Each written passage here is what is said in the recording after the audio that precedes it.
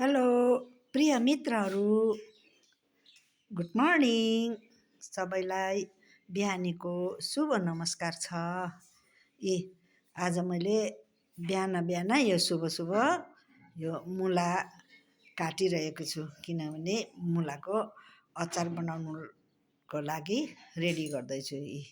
हेर्नुहोस्, अब यसरी यसलाई काटेर अनि खुर्सानी, अदरक, लसुन सबै त्यो माथि काटेर राखिदिन्छु। अनि यल्लो हल्दी मोलेर घाममा पानी निकालेर राखिदिएपछि यसलाई मरमसला लगाएर पछि ग्राइन्ड गरेर पाँचफोरन अनि अरू मसलाहरू, अरू पोस्तादाना अनि सर्स्यौँहरू सबै मिक्स गरेर मजाले मोलेर यसलाई अलिक यो मुला सुकेपछि चटनी बनाएर बोतलमा हालेर राख्नुपर्छ।